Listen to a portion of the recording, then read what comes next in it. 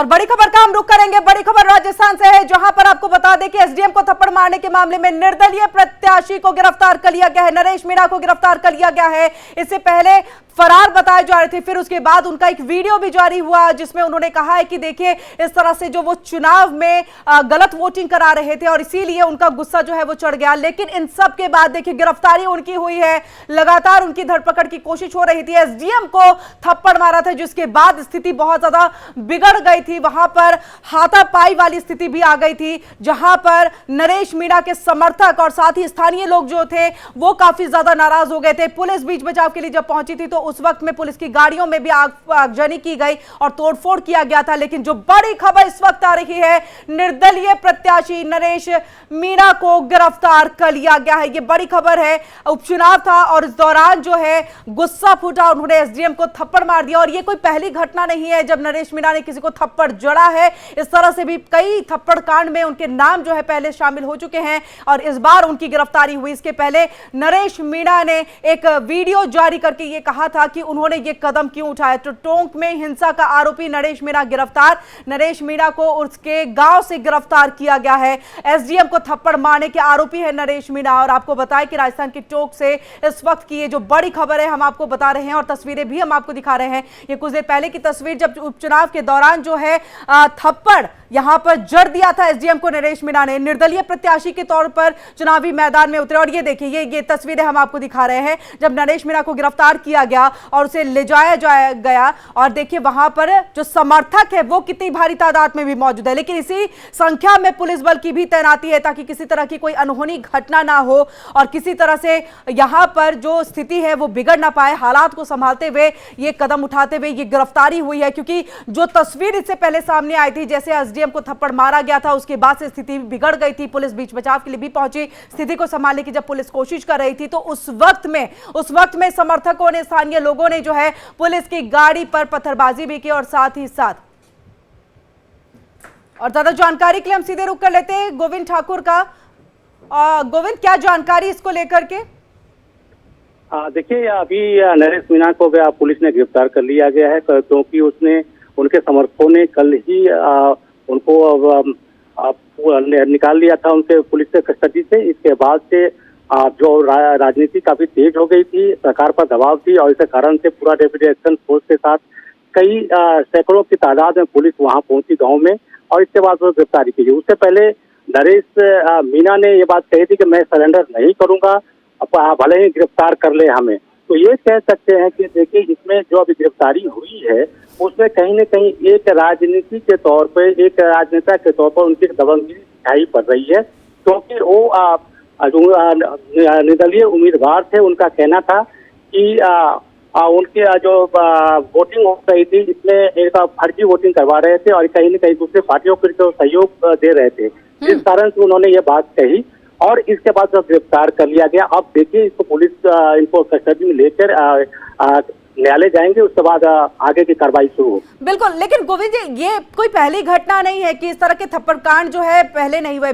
नरेश मीणा पर पहले भी आरोप लगे हैं थप्पड़ कांड में, वो पहले भी शामिल हो चुके हैं। अब इस तरह का तर्क देना और एसडीएम जो कि एक पद है और पद की एक मर्यादा होती है, इस तरह से थप्पड़ दे देना कहाँ तक जायज है और उसको लेकर के क्या?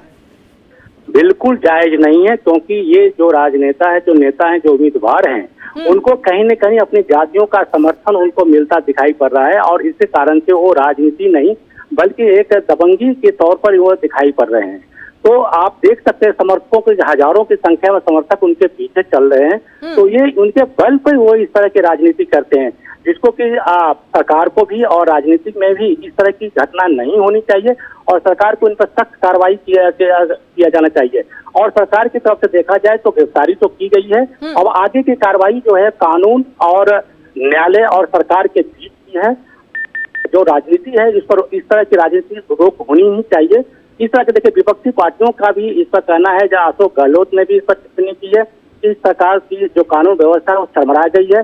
तो किरोड़ी लाल मीणा जो है उन्होंने कहा कि सरकार इस पर सख्त कार्रवाई करेंगे। अब देखना यह है कि आगे धरातल पे और प्रयोग के तौर पर आगे क्या होता है। जी बिल्कुल, लेकिन गोविंद जी जब ये घटना हुई है, एसडीएम को थप्पड़ यहाँ पर जड़ दिया गया नरेश मीणा की तरफ से, उसके बाद वो फरार, लेकिन उसके बाद एक वीडियो बनाते हैं, कहते हैं कि हाँ ऐसे देखिए चुनाव के दौरान में एक गलत तरह से वोटिंग कराई जा रही थी। बिल्कुल, ये उनका आरोप है। गोविंद जी आएंगे आपके पास, जी अपनी बात को खत्म करिए सर। देखिए, इनका ये आरोप है कि जो फर्जी वोटिंग करवा रहे थे, और जहाँ तक सीएम की बात है, सीएम कहना था कि उन्होंने कानून व्यवस्था की बात कही थी और उनके समर्थकों के साथ जिस तरह से वो आवाधापी कर रहे थे बूथ पे, तो उनको रोकने की गई थी। इस पर उन्होंने इस तरह की जो कार्रवाई की है, तो ये साफ साफ दिख रहा है कि उनका जो दावा है, और एक आज वीडियो आप देख रही होंगी कि आज उसने भी फिर से एक किसी जो अपना बयान देते समय में उन्होंने थप्पड़ फिर से मारा है। तो इस तरह की उनके आदतन ये कह सकते कि आदतन एक कार्रवाई है, और इसको लेकर या फिर गोविंद जी ये कहे कि अपने जाति के लोगों का जो समर्थन मिला उसमें जो बाहुबली होते चले जा रहे हैं, और उसका असर जो है इस तरह से स्थिति दिख रही है। इस तरह के चीजों में वो लिप्त रहते हैं, थप्पड़ कांड कर देते हैं, कहीं पर भी थप्पड़ चला देते हैं। अब कहीं ना कहीं इसी का खामियाजा, और अभी देखिए किस तरह से पुलिस इस पूरी चीजों को संभालते हुए उनको लेकर के गई। बिल्कुल, देखिए ये जो है समाज की और जो उनकी जातियों की फिलहाल कल की तरह कोई घटनाक्रम नहीं हुआ, यही सूझबूझ थी कि क्या देख रहे हो, और उसी सूझबूझ के तहत ये सारी कार्रवाई हुई है। ज्यादा गांव से बाहर निकलने छुटपुट घटनाओं जी गोविंद जी पहले जो मैंने पूछा एक तो उसका भी जवाब, लेकिन इसके साथ जिस तरह से पुलिस यहाँ पर जो बुलेट जैकेट पहने हुई है और तब जाकर की गिरफ्तारी, जितनी संख्या में यहाँ पर पुलिस बल है, इससे एक समझा जा सकता है कि लग रहा है जैसे देख करके कि किसी आतंकी को पकड़ने या गैंगस्टर को पकड़ने, जो कुख्यात गैंगस्टर उसे पकड़ने के लिए पुलिस आई हुई है। देखिए, सैकड़ों के तादाद में पूरी व्यवस्था के साथ पुलिस वहां पहुंची है। कई वैन पुलिस वहां गई उनके गांव में, और इस तरह की पूरी तैयारी के साथ गई है। किसी भी एक अपराधी को कह सकते हैं, चाहे कि जो भी उनका आरोप लगा हुआ कह सकते हैं, इस तरह की तैयारी करना मतलब ये साफ है कि उनको, पुलिस को ये बात की डर है कि कहीं फिर से उनको गिरफ्तार किया। देखिए, उसको समझाइश की गई कि कानून हाथ में ना ले और अपने आप को समर्पित कर दे, और इनिशियली वो मूड में नहीं थे, लेकिन पुलिस की तैयारी को देखते हुए उनको झुकना पड़ा। अब कहाँ लेकर गए सर, और किन किन मुकदमे में? जो भी धारा इनके लगेंगी राजकार्य में बाधा आगजनी करने के संबंध में, वो सब उन पर जो भी विदित हो गए वो कार्रवाई की जाएगी। पुराने और मामले थे जिनके लिए वो वांछित चल रहे थे? डेफिनेटली उन सब का भी रिकॉर्ड मंगवाया गया है, और उनमें भी गिरफ्तारियाँ होंगी। टोटल अब तक कितनी गिरफ्तारी हो चुकी है? डिटेन में 50-60 लोग डिटेन में, बाकी आगे जो भी इसमें एक्चुअली इन्वॉल्व होंगे उनकी गिरफ्तारियाँ की जाएंगी। कहाँ लेकर गए? एसपी साहब गिरफ्तारी करके लाइव जा रहा है। जिस तरीके से पुलिस ने हैकड़ी भर रहे थे, वो इस तरीके का क्या कहेंगे?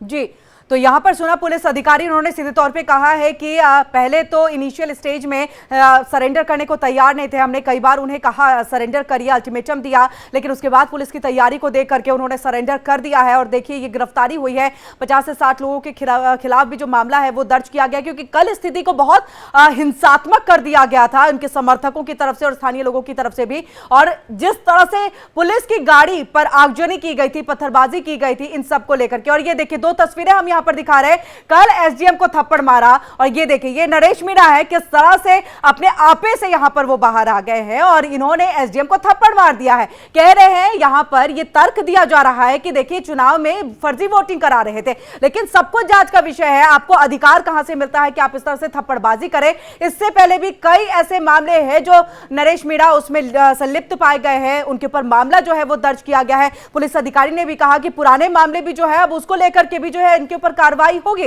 वहीं देखिए दूसरी तस्वीर, ये आज की तस्वीर है जब इससे कुछ देर पहले जो है गिरफ्तारी हुई है, और गिरफ्तारी के लिए देखिए कितनी तैयारी है, ऐसा लग रहा है किसी बड़े कुख्यात गैंगस्टर को गिरफ्तार करने के लिए यहां पर पुलिस पहुंची हुई है, आतंकवादी को गिरफ्तार करने के लिए पहुंची हुई है, ऐसी स्थिति यहां पर नजर आ रही है। यानी नरेश मीणा किस तरह से अपने बाहुबल का, अपने बल का यहां पर प्रयोग किया करते थे, अपने समर्थकों के साथ किस तरह की स्थिति पैदा करते थे, किस तरह से एक डर का माहौल उन्होंने बनाया था कि देखिए वहां के लोग कुछ बोलने को तैयार नहीं, लेकिन इन सब के साथ पुलिस जो है पूरी तैयारी के साथ उनको पहुंचना पड़ा है। और संख्या बल देखिए पुलिस की कितनी ज्यादा है, यहां पर इतनी संख्या बल के साथ पुलिस ने सरेंडर किए हुए नरेश मीणा को वो पकड़ने के लिए पहुंची। लेकिन ये बहुत बड़ी कामयाबी के तौर पर, क्योंकि नरेश मीणा की अब जो है मुश्किलें यहां पर बढ़ गई हैं, क्योंकि पुराने मुद्दे पुराने मामले भी जो है वो उठेंगे और अब उस पर जांच प्रक्रिया के साथ साथ जो है वो कार्रवाई भी होगी। और इससे पहले आपको बता दें, कल जब ये धप्पड़ कांड हुआ था तो उसमें जितने लोगों ने हिंसात्मक